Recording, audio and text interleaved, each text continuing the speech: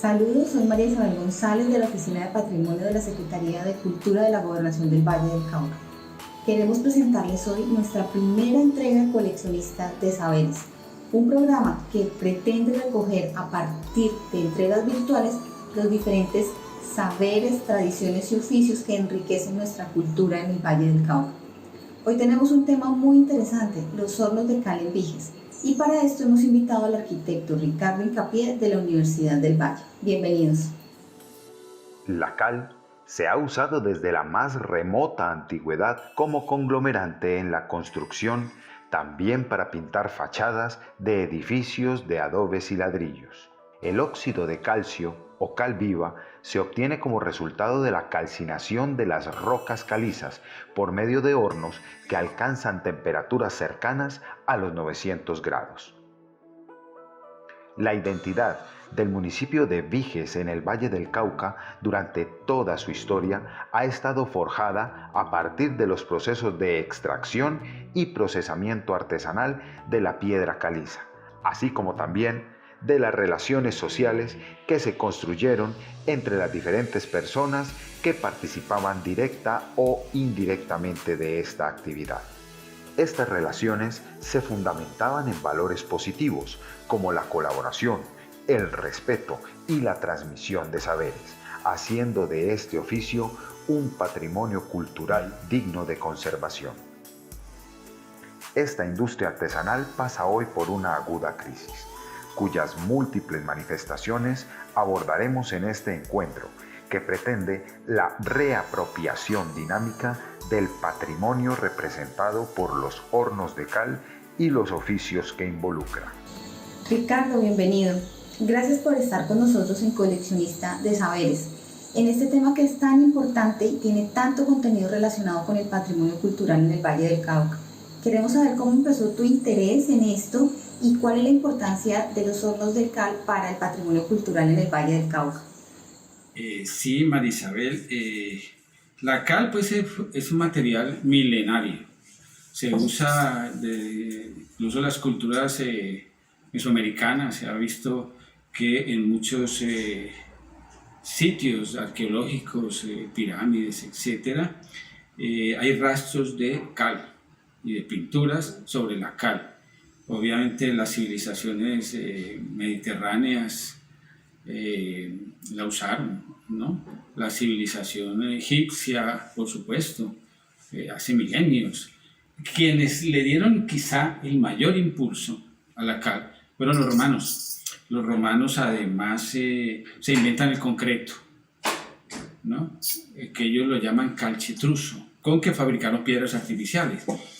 Y lo hacen añadiendo a las mezclas normales de cal un aditivo que favorece la cementación y la fraguado en grandes conglomerados, ¿no? Y vuelven esa cal, que normalmente es una cal aérea, cal hidráulica, es decir, que se compacta y adquiere consistencia con poca presencia de oxígeno, que es como ocurre con los grandes conglomerados en su interior. Los romanos inventaron eso, inventaron piedras artificiales. Y lo de piedra artificial nos da la medida de lo que es la cal. Y cómo se comporta, y cuál es su valor ecológico, su valor ambiental. Y su poca huella de carbono, porque de alguna manera pues, todos los materiales, todos los procesos dan una huella de carbono. Lo que ocurre es que cuando se trabaja con estos materiales en construcción cal, esa huella es muy bajita. ¿Qué pasa? ¿Cuál es el origen de la cal? El origen de la cal es la calcinación de piedras calizas. Esa calcinación se hace en hornos y allí se produce un proceso, en el cual la cal pierde CO2 y lo expulsa al aire. Ese óxido de calcio, que es cal viva, es un material muy cáustico. Luego viene otro proceso en el que se hidrata. Y se hidrata agregándole agua y se produce el hidróxido de calcio. Del hidróxido, con agregando agua, pasamos al hidróxido. Luego el hidróxido se combina con arenas, inertes, piedras y con alguna puzzolana, ¿no? Los romanos empleaban pues como puzzolana las cenizas volcánicas, y con eso se producen morteros, que son mezclas, que son repellos, que después en un proceso de fraguado de cementación, que es muy lento, ¿no? Pues se da, digamos, de acuerdo al espesor de las capas. En un repello, por ejemplo, puede ser en 2 años, ¿no? Cuando tienen su mayor consistencia.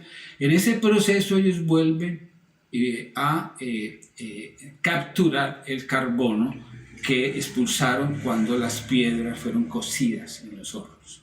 Es decir, ese proceso se llama carbonatación, ¿no? Y es como fragua y se cementa los materiales basados en cal. Es decir, vuelve a recuperar. Y el producto final es muy parecido al inicial, que es carbonato de calcio. Mi interés en eso surge, bueno, yo alguna vez, muchacho, pues, había ido a Viges y había conocido esas estructuras, pero la verdad no me impactaron, no les puse la atención que después les puse. ¿Y qué surgió? Justamente cuando yo estaba haciendo eso, fue hace unos 8 años, 7 años, empezamos a hacer el doctorado en gestión del patrimonio en Cartagena, en un curso propedéutico preparatorio. Y el tema más importante que nos transmitió en algunas conferencias fue el tema de la cal.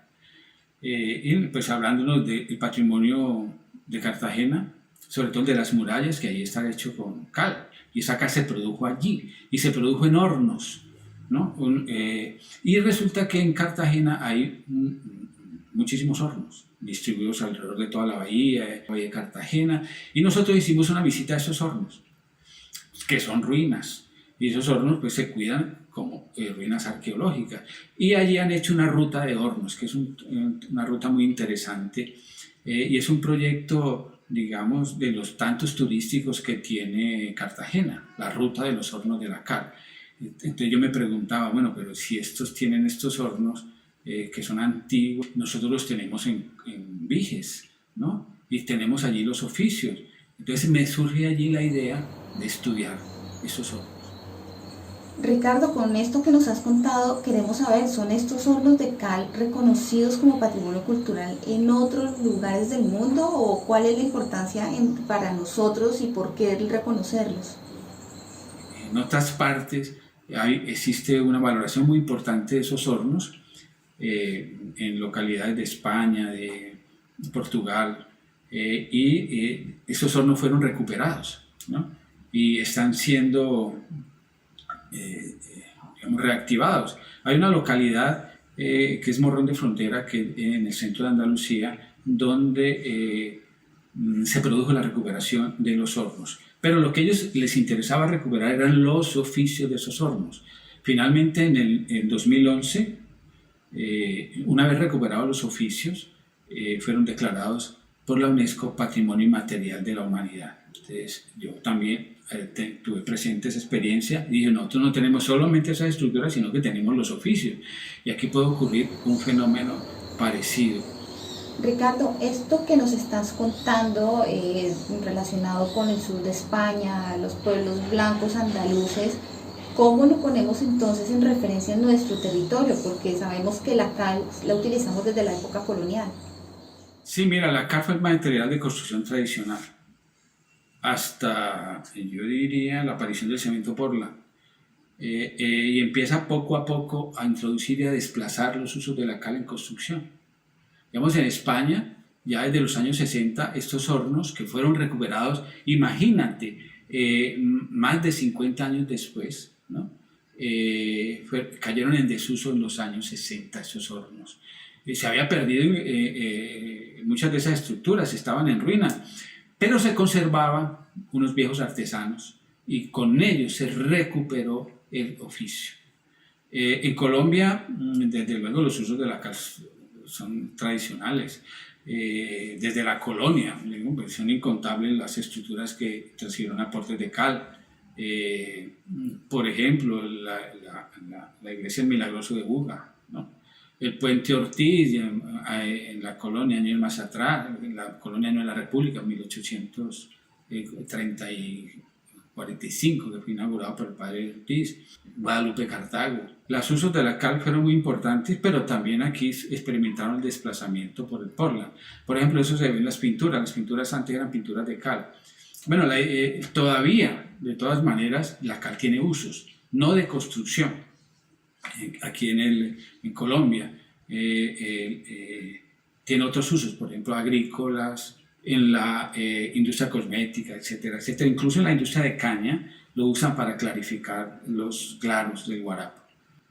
Y eso es muy interesante porque la cal que utilizan es de los hornos de colmena, o que utilizaban, yo no sé ahora con qué cal lo están haciendo, porque como les voy a mostrar, la ventaja de los hornos de colmena antiguos es que el combustible no entra directamente en contacto con el material, que es lo que ocurre en los hornos, que hay muchos en Viges ahora, que son los hornos por capas, que son continuos, donde el material piedra entra en contacto con la antracita, que es el mineral de combustible fósil que utilizan, y pues de alguna manera hay residuos y se queda contaminada, digamos, con estos residuos de estos combustibles fósiles. Digamos que esos usos de la cal están allí y permanecen. Los hornos de Viges artesanales, porque los continuos también son artesanales. Y el interés mío básicamente era apuntar a la recuperación y a la valoración de los hornos de colmena y sus oficios. Yo creo que tuve la fortuna de ser el último investigador que logró documentar esos oficios. Después de que yo termino el trabajo, ya esos hornos cayeron en desuso, ya no se operan. Pero todavía quedan, mira María Isabel, y yo te quiero decir esto que es muy importante, todavía quedan artesanos. Digamos que no han pasado los 60 años que pasaron en España. Eso fue hace 8 años, menos, Hace creo que 8 años. 6 años que entraron en desuso. Los artesanos están allí, están vivos, no están tan viejos, pero lo importante es cómo volver a recuperarlos, y volver a recuperarlos es parte de un proyecto que es cultural. ¿Cuál es el ejercicio de valoración que realizan ustedes en la investigación en estos hornos de cal y cuáles son estos componentes? 3 componentes, desde luego, tiene ese trabajo: un componente humanístico, que es el estudio de los oficios y de las propias estructuras y del paisaje alrededor del cual se dan estas manifestaciones y que contiene ese paisaje, estas estructuras. Ese es un componente. El otro componente es un componente ecológico, un técnico ecológico que lo abordó Rafael Contreras, que es los impactos de esa actividad calera, los impactos ambientales, y los determinó que lo de los hornos es solamente una y muchísimas razones y causas de contaminación y de emisión de material particulado, y él hace unos lineamientos para mitigar esos planes, esas emisiones. Y luego con Silvio del Basto se hizo un componente científico que quizá el que aporta mayor información. Además se produjeron nuevos materiales, entre ellos los morteros que luego se usaron en proyectos que adelantamos nosotros. Uno de ellos la iglesia de Guadalupe de Cartago, muy bonita. Y luego el componente mío, el componente humanístico, que también tenía varios partes, ¿no? Una primera parte de esa era la caracterización de las estructuras físicas, los hornos, y la caracterización del territorio donde estaban dispuestas. Luego está la caracterización de los propios oficios en un segundo volumen, que yo los estudio, ¿no? Un tercer volumen es la caracterización de las culturas del trabajo. Es un trabajo muy completo, donde en detalle yo estudio, recupero, digamos, los últimos testimonios de una tradición centenaria en Viges, que yo creo que ese trabajo que hice da todos los argumentos, todas las justificaciones para emprender una labor de recuperación. ¿Cuál es la estructura de estos hornos? ¿Cómo están conformados? ¿Cuánto tiempo se demoran en producir la cal? ¿Y cuáles son los oficios relacionados? Bueno, listo, sí, ese es el primer componente, ¿no? De ese estudio humanístico, la caracterización de las estructuras y del paisaje. ¿Qué son estas estructuras? Pues estas estructuras uno no se las imagina, son enormes, ¿no? Son unos hornos que son unos grandes cilindros, ellos lo llaman allá hoyos o falcas, ¿no? Que tienen unas dimensiones impresionantes. Son cilindros, tienen una base circular, tienen de diámetro unos 4,50, ¿no? 4,50, algo así, y tienen de altura 8, en algunos casos 10 metros, ¿no? ¿Cómo se construye? Eso se construye recostados a un barranco, donde hacen ¿cómo se llama eso? Una socavación de ese barranco.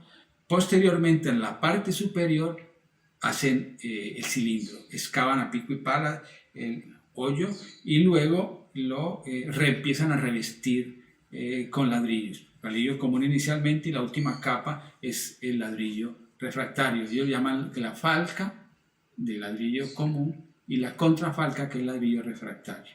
Y luego pues hacen otras obras complementarias, la construcción de un pasaje desde el murallón, desde el paredón hacia el horno. Eso es, son algo así como 2,50 metros, 3 metros, que lo hacen con una bovedilla rebajada, escalonada, lo que llamamos en arquitectura archivoltas, ¿no? Y las hacen paulatinamente hasta llegar al cilindro, ¿no? Y eso les da la posibilidad de tener una abertura para ingresar al horno, ¿no? Posteriormente, de hecho, ese horno y ese canalón, que así se llama, esa abertura, digamos, en arco rampante, porque empieza muy grande y termina en una boca pequeña, eso para facilitar la operación de las herramientas, que son herramientas muy largas. Posterior a eso se hace, y la parte anterior al canalón, al paredón, se hace un cobertizo. En ese cobertizo pues tiene lugar toda la actividad de preparación de las piedras y de las actividades de quema. Ricardo, ¿cómo se entiende este territorio del municipio de Viges a partir de la información urbanística que nos brinda la arquitectura y el urbanismo mismo? ¿Podríamos llamarlo unidad de paisaje de la industria artesanal de la cal? Esas estructuras tienen un papel muy importante en el entorno, ¿no? Y lo caracterizan, lo cualifican. Entonces a mí me interesaba estudiar ese paisaje y qué papel tienen esos elementos hornos que tienen, digamos, ese protagonismo en la imagen de ese paisaje. ¿Cómo estudiarlo, no? Hay muchas metodologías, pero pues yo vengo de una formación de arquitecto y a mí me pareció reconocer allí que ahí estaban presentes los elementos de la imagen urbana de Kevin Licht, ¿no? Tú sabes que Kevin Licht tiene desagrega la imagen urbana en ciertos componentes, ¿no? ¿Y la imagen urbana qué es? La imagen urbana es lo que nos permite a nosotros reconocer un sitio como algo familiar y orientarnos en él. Lean aplica la imagen urbana, el concepto de imagen urbana con sus componentes de las ciudades. Obviamente no se estaba tratando de una ciudad la que yo estaba estudiando, aunque sí había una parte allí de un poblado que es el propio pueblito de Viges. Y yo reconocí todos los componentes, ¿no? ¿Cuáles son los componentes? Los distritos, son los barrios, las áreas homogéneas. Yo asumí que el pueblo, que es muy pequeño y muy compacto, era mi distrito, ¿no? ¿Qué faltaba? Faltaban las sendas, ¿no? Las sendas son vías que, digamos, arrancan de los costados de ese territorio desde su ingreso, ¿no? Esas sendas luego confluyen hacia la Piedemonte. Viges está en un piedemonte, y de allí surgen esas vías, esa vía se llama la Vía de los Limones, y luego se abre, digamos, acompañando unas quebradas que son importantes, la quebrada Carbonero y la quebrada Potrerito, que son las que conforman el río Víger. Bueno, teníamos entonces ahí las sendas. Luego estaban los bordes. Mira, el Víger tiene una particularidad, y que tiene una cuenca geográfica que tiene un alto grado de cerramiento. ¿Qué quiere decir eso? Que las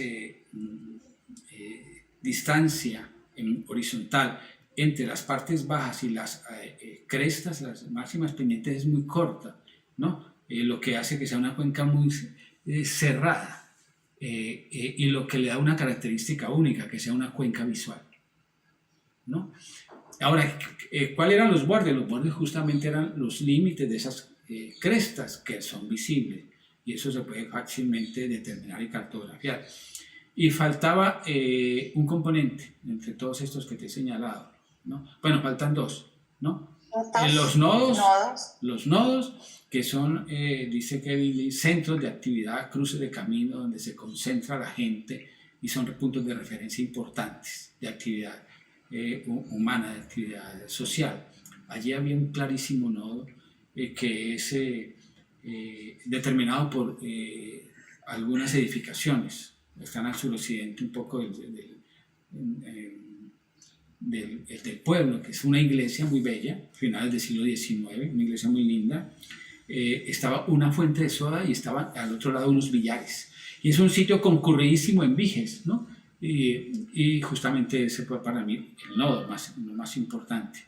Y luego estaba el último componente fundamental, que eran sus sombreros, sus capelos, una cúpula con que cierran, que es identificable y reconocible en el paisaje. Entonces yo, con todos estos elementos y con la ayuda de reconstrucción cartográfica, pues determinamos la unidad de paisaje, que yo la caractericé como la unidad de paisaje de los hornos de Cava. Luego pasamos a estudiar los oficios. Eso fue muy bello, muy interesante. Ahí hay dos oficios: el oficio del cargador y el oficio del quemador. El oficio del cargador, pues, que es el oficio valioso allí, ¿no? Se desarrolla alrededor de diversas actividades. Primera, la cargada del horno, que requiere, que se descompone en varias partes, la hechura de los sillares, ¿no? Posteriormente, con esos sillares, la construcción de una bóveda interna en ese cilindro, una bóveda, ¿no? Que ocupa parte de la circunferencia en planta de ese cilindro. Tiene más o menos unos 240 de ancho por una altura más o menos de unos 4 metros. Y ellos construyen esa bomba, que así la llaman, a punta de sillares que ellos llaman cortes, ¿no? Y es una cosa muy interesante, porque allí hay una labor artesanal en la hechura de esos cortes, que yo la estudié, tomando como ejemplo, pues, las labores que realiza un artesano, se llama Alejandro Prado. Esos sillares los hace él con el uso diestro de un instrumento que se llama la destajadora, que es, haz de cuenta, una porra que tiene la cabeza, digamos, con sus bordes bien cuadrados. Hay otro instrumento con que utilizan, no para hablar, sino para partir piedras grandes, que es el macho, que es una porra grande, también de 6 libras, esas porras son pesadísimas, que ya es achaplanada en sus puntas, y la utilizan simplemente para partir grandes trozos de piedra. Pero la labor de labrado la utiliza allí, concurre, pues, ese instrumento primero que te dije, la destajadora, que la utilizan con una habilidad impresionante. Ahí ustedes podrán ver las imágenes de esta labor, y requiere una habilidad impresionante y una destreza impresionante. Las piedras que vienen en las volquetas de las minas las ponen allí a un lado, los artesanos las escogen, empiezan a mirarlas, a observarlas y empiezan a desbastarlas en un proceso que es de una velocidad impresionante, ¿no? Donde los golpes deben ser acertados, asestados con una digamos, precisión única, ¿no? Y lo hacen ellos leyendo las que ellos llaman así las pegas de las piedras, que son los cambios, digamos, de tonalidad del material que les están indicando, digamos, creo yo, lo que pueden ser unas capas de sedimentación de ese material, pues geológicas. Entonces ellos identifican eso rápidamente, asestan unos golpes, digamos, con una precisión y una fuerza determinadas, de acuerdo a la cantidad que tengan por desbastar, ¿no? Haciendo un golpe seco. Es decir, tú cogen la estajadora y golpean donde ellos, con una precisión, donde ellos vean que deben desbastar, dándole vueltas rápidamente y mirando pues dónde pueden desbastar el material, hasta que finalmente hacen el corte de cuña. El corte le llaman allá, ¿no? Que es un sillar. Lo interesante es la rapidez como hacen ese proceso. Y que lleva unos 3 días en el cual labran 500 más o menos sillares, que son los que realizan, los que se necesitan para construir la bóveda. El paso siguiente es la construcción de la bóveda, que también es un proceso muy interesante, que es armarla sin pega, con las meras piedras, los cortes, ¿no? La construyen por hiladas, ¿no? Las primeras son muy amplias, cortes pequeños, las sucesivas pues van montándose unas sobre las otras y van reduciendo, digamos, los radios de sus diámetros, finalmente hasta cerrándose, alcanzar la altura de 4 metros, 4 metros 50, y las últimas son de sillares bien grandes, ¿no? La hechura de esa bóveda pues requiere de una destreza impresionante y además requiere de una actividad adicional, y es hacerle la boca a la bóveda interior, y se la hacen construyendo una estructura en ladrillo, hacen un arco en piedra, en ladrillo pegado con barro, que son dispuestos de canto en los ladrillos, formando, digamos, un arco, valiéndose de forma aleta de una pequeña hoja metálica, ¿no? Oportunamente doblada, ¿no? Que les permita sostener esos ladrillos, y sobre esa estructura van arrimando las hiladas hasta finalmente cerrar el círculo de la bóveda, ¿no? Y de ahí para arriba pues continúan las hiladas. Creo que en la hilada 19 es que alcanzan digamos, a cerrar completamente el círculo, y de ahí tienen que avanzar otras hiladas, que ya cuando cierran la bóveda, ¿no?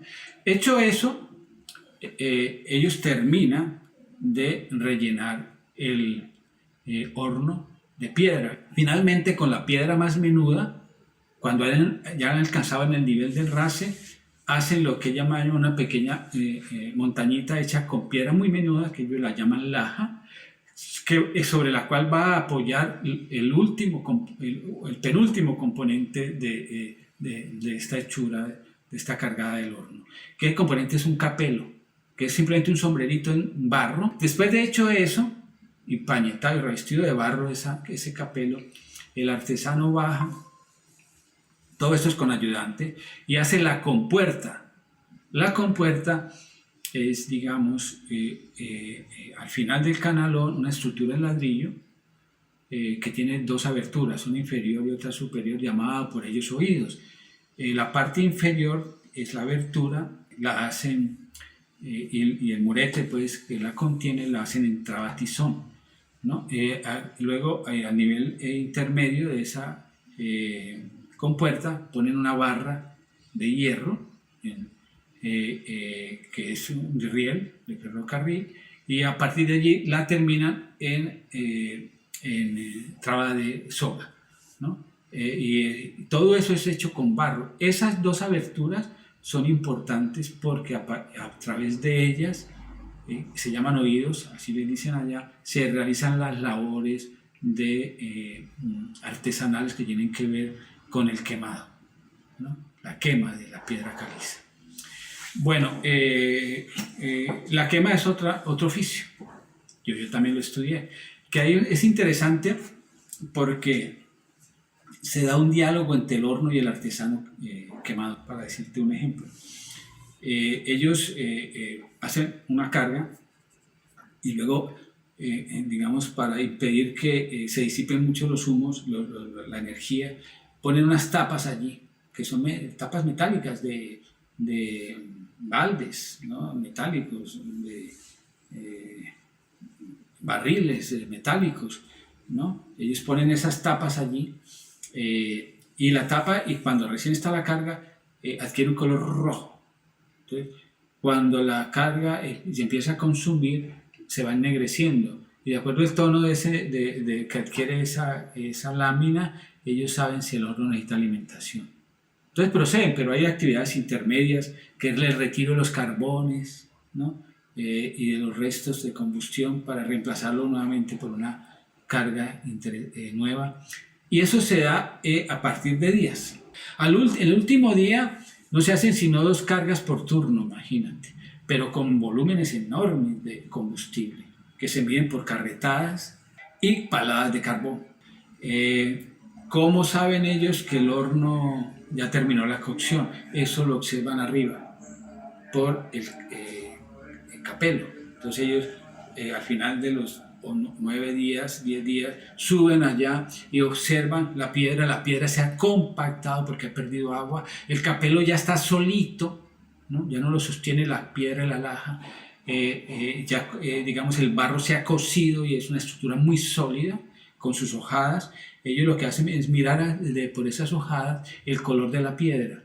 Cuando adquiere un color parejo, como el de un bombillo de los antiguos, bien encendido y es bien amarillo intenso, ellos saben que el horno está listo. Entonces se proceden a abrir un poco una de esas hojadas, a meter un instrumento y digamos, hacen la operación de distribución pareja de la piedra, ¿no? Para que las últimas horas, digamos, ellos puedan observar con la superficie pareja de la cocción, que es más o menos poco más abajo del enrase del horno, que ellos llaman pretil, como te dije ahora.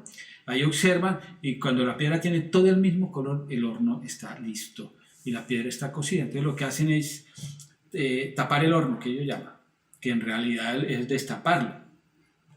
Abren más grandes unas hojadas, ¿no? Van abajo, tiran esa compuerta, ¿no? De barro, la tiran. Al otro día esa bomba, ¿no? Porque el horno fue abierto arriba y le está penetrando aire porque no tiene la compuerta, él empieza a hidratarse, ¿no? Un proceso natural de hidratación, y eso hace que esas piedras se desmoronen completamente y la bomba colapsa. Y se viene gran parte de ese material contra el canalón. Y de allí ellos empiezan a retirar el material y empiezan a hacer los oficios pues, ya distintos, que por ejemplo el apagado de la cal. A veces la sacan viva en piedras pequeñas, ¿no? La meten en sacos y eso pues la mandan así, por ejemplo, a los cañeros que la necesitan así, como cal viva para arrojar en los caldos de los guarapos. O así también la llevan, porque eso se va desmoronando, esos granos, la llevan para a las avícolas, ¿no? Etcétera, le echan allí cal viva, ¿no? Y luego apagada tiene muchos otros usos y la apagan con mangueras. Lo que nosotros hicimos fue apagarlo por inmersión, que es un proceso un poquito distinto, porque el primer proceso de rocío resulta cal en polvo, que es como normalmente tú compras la cal. Nosotros lo que producimos es pasta de cal. Ricardo, ¿qué enseñanza nos deja este patrimonio cultural para nuestra vida actual? ¿Cómo este triángulo virtuoso del que tú nos hablas, que se ha perdido en el mundo, puede generarnos aprendizajes para nuestra vida moderna? ¿Y qué son las culturas del trabajo? Es, digamos, el tipo de relaciones sociales que se dan entre los trabajadores manuales y los artesanos. Dice Sene que están gobernadas por un triángulo virtuoso, que tiene 3 vértices. En el vértice de arriba está lo que él denomina la autoridad ganada. En el siguiente vértice está la confianza mutua y el respeto. Y en el tercer vértice está la cooperación. ¿Qué pasa en el trabajo artesanal? Que ese triángulo virtuoso se da. Y se da en las relaciones que tienen los trabajadores. Para ilustrarlo, en el caso de Viges, ese triángulo virtuoso que corresponde a autoridad ganada se da en la relación que tiene, por ejemplo, el maestro, que siempre está acompañado de un ayudante. Y es una relación de aprendizaje de parte del aprendiz, ¿no? Donde el maestro le va transmitiendo el oficio, ¿no? ¿Cómo se lo transmite? Dejándolo hacer ciertas actividades. ¿Cómo se pueden potenciar estos oficios en pro de las comunidades portadoras? Bueno, sí, María, mira, obviamente el patrimonio no son los objetos en sí, sino la gente que hay detrás del mismo, ¿no? Y se lo apropia a partir de las actividades que desarrolla con ese patrimonio. Digamos que no sería lo mismo hacer momificar un horno de esos, que se puede hacer, incluso lo están proponiendo algunos allá en Viges, ¿no? Para decir, vean, eran los hornos, vengan, y alguien entra y les echa la carreta, ¿no? Son muy geográfico. Sí, como una especie de escenificación, digamos, de museo de esas estructuras. No, yo lo que creo es que esas estructuras tienen que apropiárselas, que sirvan para desarrollar actividades, ¿no? Y actividades que unan a la gente. Desde luego yo pienso que esos hornos no van a poder reactivarse ni va a poder hacer la producción calera que hubo antaño, pero sí unos pocos, donde esos oficios se mantengan y esos hornos, no solamente unas actividades nuevas que se desarrollan alrededor de ellos, sino una serie de productos adicionales que le agreguen valor a los hornos. Una de esas actividades, desde luego, puede ser la turística, que es lo que hacen en Morrón de Frontera. Lo que ellos están ofreciendo es que la gente conozca el oficio, ¿no? Tú sabes que las experiencias, que así se llaman hoy en día, del turismo buscan eso, ¿no? Buscan esas vivencias profundas de cómo se hacen las cosas, ¿no? Y incluso de poder llegar en un momento dado a tomar parte, ¿no? La persona que se aproxima desde afuera, el visitante, de una labor de esas y que el artesano converse con ellos y se las muestre. Pero allí en Viges pueden ocurrir muchas otras cosas. Por ejemplo, que hagan productos nuevos, ¿no? Asociados con los usos de la cal. Yo lo que estoy proponiendo es volver a recuperar los productos de la industria de la construcción, hacer, digamos, pasta de cal para hacer mezclas de cal, recuperar los usos de la cal, que los repellos a base de cal se pueden hacer en construcciones de nueva planta, ¿no? Incluso las pegas mismas de los mampuestos, de los ladrillos, en estructuras desde luego confinadas, obviamente en concreto o en perfiles metálicos, esas estructuras de cerramiento se pueden hacer con morteros de cal y ladrillo. Los repellos también, los estucos, y luego se pueden hacer las pinturas de cal. Y la cal pues tiene todas las propiedades que tú quieres. Bactericidas, tienen pues ecológicas, desde luego la huella de carbono es muy bajita. Lo otro es que aseguran ambientes confortables, ¿no? La cal, y sobre todo combinada con otros materiales, es una investigación que yo estoy haciendo, por ejemplo, los desechos del cáñamo, puede tener propiedades térmicas, acústicas, impresionantes y muy importantes que ayudan con el confort de las habitaciones. Ahora, hay un trabajo que hay que adelantar, que es, yo lo diría que es primero la disminución de los impactos ambientales de esos hornos. Eso es obligado, ¿no? A la autoridad ambiental hay que hacerle caso, debemos medir primero las emisiones. Yo propuse un dispositivo muy elemental, que es recoger a partir de unos tubos de aluminio que son muy fáciles de diseñar y encauzar por la parte de arriba del horno, de esa cúpula, todos los humos y cerrar esas hojadas, ¿no? Esos humos encauzados por esos tubos, que sería una chimenea, pueden permitir medir emisiones porque ya tienen una fuente de salida única. El siguiente paso pues, puede ser, digamos, la limpieza que se haga de esas emisiones que ya tienen un punto de salida a partir de filtros. Bueno, eso sería el primer paso, ¿no? Asegurar pues una medición de parte de la autoridad ambiental, sacarle material particulado, y lo siguiente es cambiar el combustible. Yo lo que creo, María Isabel, es que hay que volver sobre el combustible original de esos hornos, que es biomasa. Porque ahora la introducción del carbón, dicho por los propios artesanos, fue hecha en los años 30 del siglo XX por un ingeniero suizo que para acelerar y disminuir los tiempos de cocción, que eran como de 20 días, y disminuirlos a la mitad, que es como están ahora, se le ocurrió combinar la madera con el carbón. Yo lo que creo es que hay que volver sobre el uso de la madera, pero desde luego dándole mayor eficacia a los hornos. ¿Por qué volver sobre el uso de la madera? Vale, por una razón muy sencilla: nosotros debemos dejar de usar combustibles fósiles, ¿no? Porque no son renovables. La madera y la biomasa es un material renovable, un recurso renovable. La producen muchas partes, ¿no? No solamente hay que hacer talas y deforestar. Por ejemplo, las podas de los jardines urbanos dan biomasa como tú quieras. Y en las industrias, digamos, de la caña y del arroz, ellos tienen sus propios desechos y cogeneran con eso, ¿no? Energía. Entonces alimentan sus hornos con ese material, con el bagazo, los hornos donde se produce la cocción de las mieles y se produce el azúcar, o en los hilos donde se seca el arroz con las cascarillas. Nosotros podemos para los hornos utilizar cantidad de desechos. Y yo, que me estoy anticipando, ¿no?, a los desechos que puede dar la industria de la cannabis, que va a dejar desechos por donde tú te imagines, ¿no? Se pueden aprovechar como biomasa para usarlo como madera de combustible, a la manera como están haciendo hoy en un proyecto que hizo una niña campesina del paisaje cultural cafetero, que está produciendo briquetas a partir del secado de cáscaras de café para alimentar los fogones. Es decir, la eficiencia energética de estas estructuras que consumen biomasa es muy fácil de hacer, y eso se ha hasta inventado.